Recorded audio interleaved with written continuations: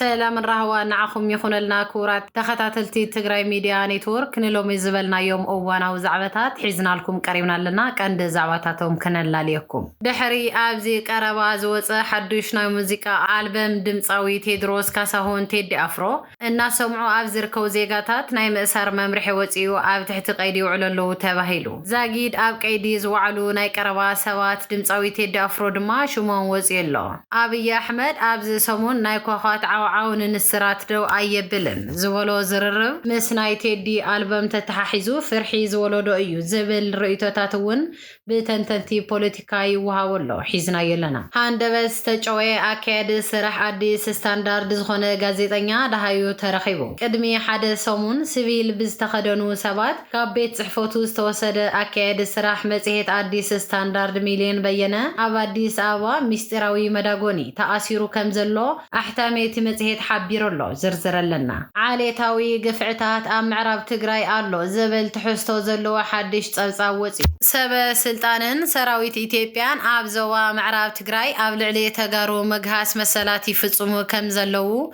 هيومان رايت سوچا فليتو اتتكال أبزي كرواي فتصمو ألو زبلون قفعتات بزرزر أوصي وملو كنقرو منا كبراتنا نايزيو من كالوتن زعبتات بزرزر حزنا لكم لنا نابزرزرو كنبلكم سناي مكتتال منغستي إثيوبيا نتقراي استمد بجت كلق بيرو فاينانسن متحوار هافتن تقراي حاتي بيرو فاينانسن متحوار هافتن تقراي نمنستر فاينانس فيدرال أبزل أخو دودابي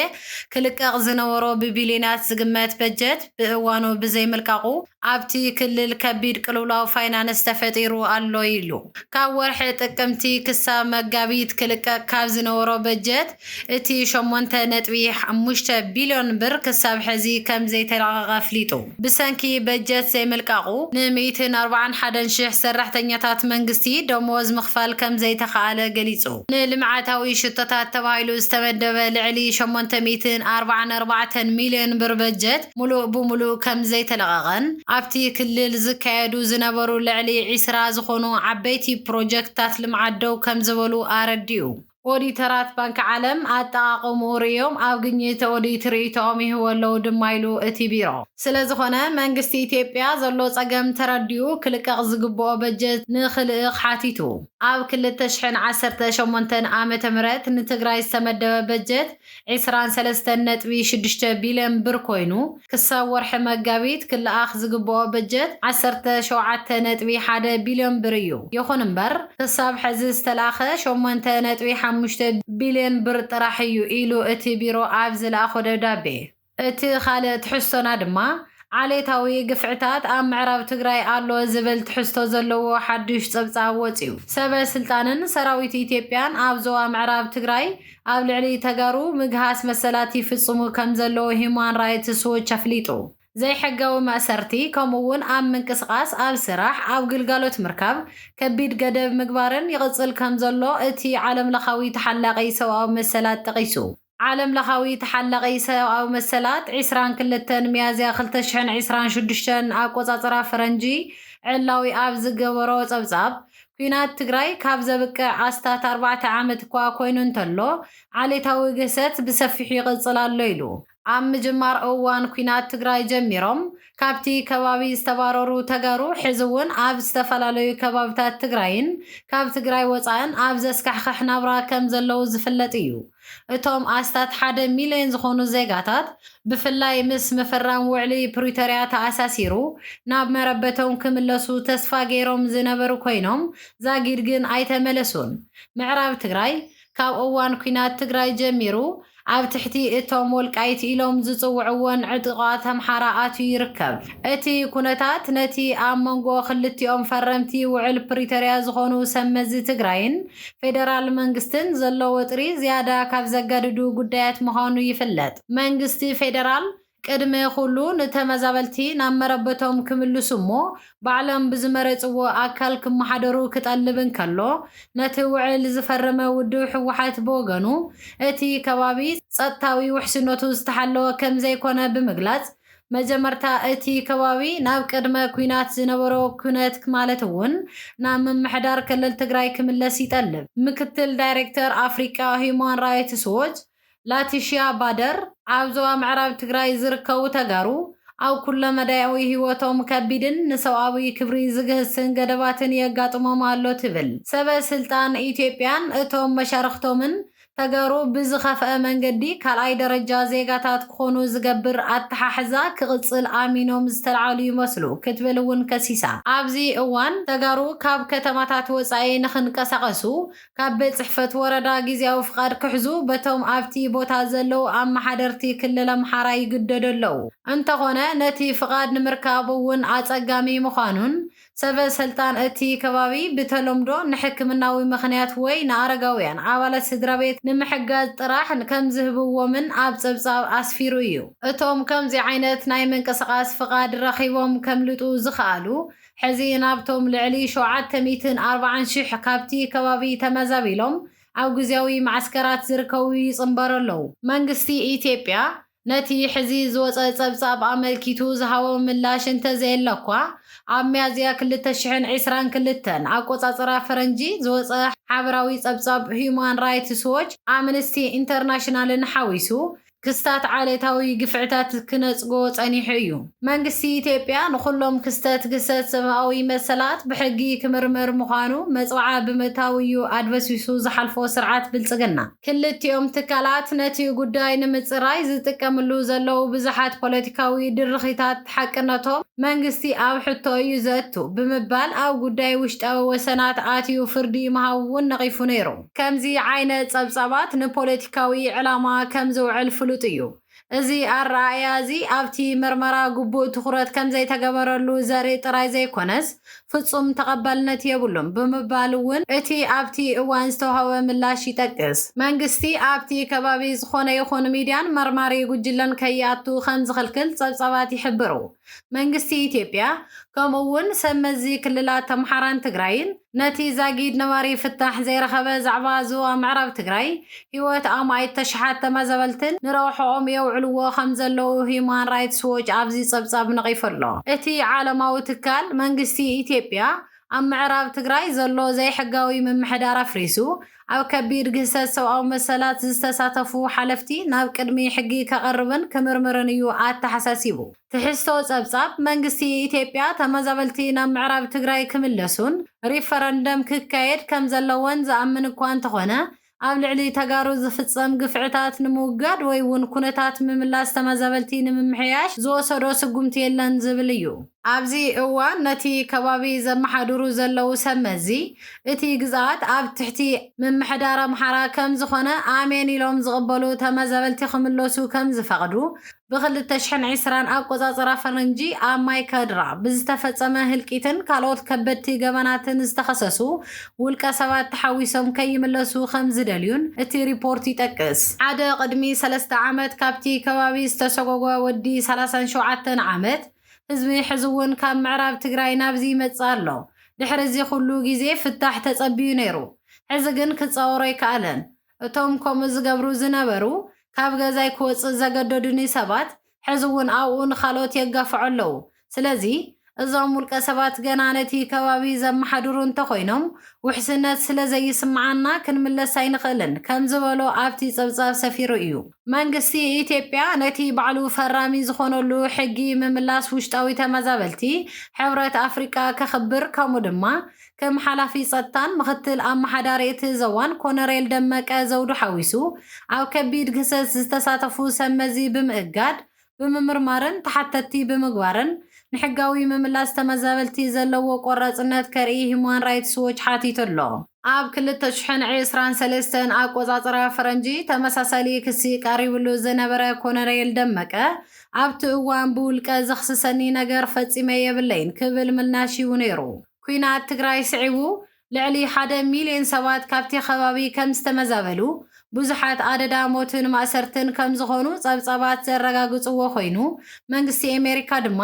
መጋቢት 2021 ኣቆጻጽራ ፈረንጂ ኣብ ዘውፅኦ መግለጺ ኣብ ምዕራብ ትግራይ ምጽናት ዓሌት ተፈጺሙ ምባሉ ዝዝከር እዩ። ሂዩማን ራይትስ ዎች ኣብዚ ሓዱሽ ጸብጻቡ መንግስቲ ኢትዮጵያ ኣብ ምዕራብ ትግራይ ዘሎ መጓነዪ ስርዓት ብህጹጽ ብምእላይ ፍሩይ ሪፖርተር ሕቡራት ሃገራት ሰብኣዊ መሰላት ውሽጣዊ ተመዛበልቲ ሓዊሱ ዘይሻራዊ ጉጅለታት ሰብኣዊ መሰላት ናብቲ ከባቢ ክበጽሑ ክፈቅድ ጸዊዑ ኣሎ። እቲ ትካል ወሲኹ ምስ ኢትዮጵያ ብቅርበት ዝሰርሑ ሃገራትን ትካላት ዓለም ለኸን ኣብቲ ከባቢ ብቐጻሊ ግሰት ሰብኣዊ መሰላት ይፍጸመሉ ኣብ ዘሎ እዋንን ተሓታትነት ኣብ ዘይሰፈነሉ ኩነታትን ተመዛበልቲ ምዕራብ ትግራይ ብውሑስ ኣገባብ ክብለሱ ከም ዘይኽእሉ የጠንቅቕ። ኣብ ልዕሊ ብግሰት ሰብኣዊ መሰላት ዝኽሰሱ ሰብ መዚ ዒላማ ዝገበረ ማዕቀብ ከንብሩ ድማ ይሓትት። ሰበስልጣን ኢትዮጵያን ኣህጉራውን ዓለማውን መሻርክቶምን ነቲ ኣብታ ሃገር ዝቕጽል ዘሎ ወጥሪ ጠንቂ ዝኸውን ዘሎ ቅልውላው ምዕራብ ትግራይ ሸለል ምባል ደው ከብሉ ይግባእ ክትብል ላቲሻ ባደር ብወገና ተማሕጺና ኣላ። ናብቲ ዝቕጽል ትሕዝቶና ክንሰግር ቅድሚ ሓደ ሰሙን ሲቪል ብዝተኸደኑ ሰባት ካብ ቤት ጽሕፈት ዝተወስደ ኣካያዲ ስራሕ መጽሔት ኣዲስ ስታንዳርድ ሚልዮን በየነ ኣብ ኣዲስ ኣበባ ምስጢራዊ መዳጎኒ ተኣሲሩ ከም ዘሎ ኣሕታሚ እቲ መጽሔት ሓቢሩ። ዝሓለፈ ሰሙን ረቡዕ ካብ ዝእሰር ጀሚሩ ሃለዋቱ ዘይተፈልጠ እቲ ጋዜጠኛ ኣብ ትሕቲ ቀይዲ መንግስቲ ከም ዝጸንሐ ኣሕታሚ ኣዲስ ስታንዳርድ ጃከን ፓብሊሽን ኣረጋጊጹ። እቲ ኣሕታሚ ብረቡዕ ምሸት ኣብ ዘውፅኦ መግለጺ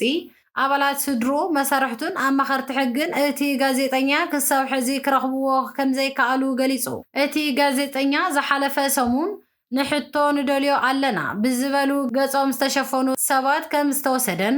ብናይ ጸጥታ ካሜራ ዝተቐድሐ ምስሊ ድማ እቶም ውልቀ ሰባት ነቲ ተግባር ብውጥንን ብዝተወደበ መልክዕን ዝፈጸምዎ ምዃኑ ከም ዘርኢ ተገሊጹ። ዋና ኣሰናዳኢ ኣዲስ ስታንዳርድ ዮናስ ከድር ከም ዝሃቦ ሓበሬታ ብዛዕባ ጭውያ ናይቲ ጋዜጠኛ ዝተሓተቱ ፖሊስ ኣዲስ ኣበባን ፌደራል ፖሊስን ኣብ ትሕቲ ቁፅጽሮም ከም ዘይኾነ ምግላጾም ሓቢሩ። ኩነታት ጋዜጠኛ ንኣባላት ስድራ ቤቱን መሳርሕቱን ጭንቀት ከም ዝፈጠረ እውን ሓቢሩ። እቲ ኣሕታሚ ቀጺሉ ኣብ ዘውፅኦ መግለጺ ድማ ንዝሓለፈ ሰሙን ነቲ ጋዜጠኛ ንምድላይ ዘይሕለል ጻዕሪ ክነካይድ ቀኒና ኢና ኢሉ። ኣብ መወዳእታ ድማ ጋዜጠኛ ሚልዮን ብሓይልታት ጸጥታ ከም ዝተወስደን ኣብ ኣዲስ ኣበባ ኣብ ዘይተገልጸ ምስጢራዊ መዳጎኒ ቦታ ተኣሲሩ ከም ዘሎን እቲ ትካል ኣረጋጊጹ። እቲ መግለጺ ወሲኹ ኣባላት ስድሩ መሳርሕቱን ኣማኸርቲ ሕግን ክበጽሕዎን ክረኽብዎን ኣይከኣሉን ኩነታት ጥዕኑ ከመይ ከም ዝኾነ እውን ኣይተፈልጠን ይብል። ብተወሳኺ ብመሰረት ሕጊ እቲ ሃገር ኣብ ውሽጢ 48 ሰዓታት ናብ ቤት ፍርዲ ናይ ምቕራብ መሰሉ ከም ዘይተረኸበሉ ገሊጹ። ከምዚ ዝኣመሰለ ብሕጊ ዝተኸልከለ መሰረታዊ መሰላት ዝግህዝ ተግባራት ብትሪ ንኾኑኖ ብምባል ሃለዋት እቲ ጋዜጠኛ ብዝምልከት ብቕልጡፍ ክግለጽ ጸዊዑ። ከምኡውን ኣባላት ስድሩኡን ሕጋዊ ወከልቱን ክርእይዎን ብዘይ ዝኾነ ቅድመ ኩነት ክፍትሐን ጠሊቡ። ዓለማዊ ትካል ተጠባቂ ሰብኣዊ መሰላት ፕረስ ፒጄ ኣብ ዝሓለፈ ሰሙን ኣብ ዘውፅኦ መግለጺ ሰበስልጣን ኢትዮጵያ ንጋዜጠኛ ሚልዮን በየነ መን ከም ዝኣሰሮ ከፍልጡ ከም ዝተፈትሐ ከረጋግጹን ተሓተቲ ድማ ናብ ሕጊ ከቕርቡ ኣለዎም ክብል ኣተሓሳሲቡ። ምእሳር ኣካያዲ ስራሕ ኣዲስ ስታንዳርድ ስዒቡ ዘጋጥሞም ዘሎ ጸገማት ካልእ ምዕራፍ ምዃኑ እቲ ተጣባቂ መሰላት ሓቢሩ። ኣዲስ ስታንዳርድ ካብ ዝሓለፈ ዓመት ኣትሒዙ ዝተፈላለዩ ስጉምታት ክውሰዶ ጸኒሑ ኣሎ። በዓል መዚ ሚድያ ኢትዮጵያ ንሃገራዊ ረብሓ ሃገርን ህዝብን ኣብ ሓደጋ ዘእቱ ጸብጻባት ብተደጋጋሚ ይዝርግሕ ኣሎ ብምባል ኣብ ለካቲት ፍቓድ መዝገባ ኣዲስ ስታንዳርድ ምስራዙ ዝዝከር እዩ። ኣብ ዝሓለፈ ዓመት ሚያዝያ እቲ ቤት ጽሕፈት ብሓይልታት ጸጥታ ተዘሚቱ ብዙሓት ኤሌክትሮኒካዊ መሳርሕታቱ ተታሒዞምን ዝተራቐቑ ሶፍትዌራት ተጻዒንዎም ከም ዝተመልሱን እቲ ትካል ሚድያ ገሊጹ ነይሩ። ዓለም ለኸ ትካል ተጠባቂ ሰብኣዊ መሰላት ኣምነስቲ ኢንተርናሽናል ኣብዚ ሰሙን ኣብ ዘውፅኦ ሓዱሽ ጸብጻብ ኣብ ኢትዮጵያ ዝረአ ዘሎ ምንቁልቋል ናጽነት ምግላጽ ሓሳባት ሓደ ካብ ዘሸቕል ጉዳያት ምዃኑ ጠቒሱ። ሰበስልጣን ኢትዮጵያ ጋዜጠኛታትን ካልኦት ሰራሕተኛታት ሚድያን ብዘይ ሕግን ይኣስሩ ኣለዉ ተባሂሎም ይኽሰሱ። ኣምነስቲ ኢንተርናሽናል መንነቶም ብዘይ ተፈልጠ መሸፈኒ ኣፍን ኣፍንጫን ተኣሲሮም ሃለዋት ከይተፈልጠ ክሳብ 12 መዓልታት ጠፊኦም ዝቕንዩ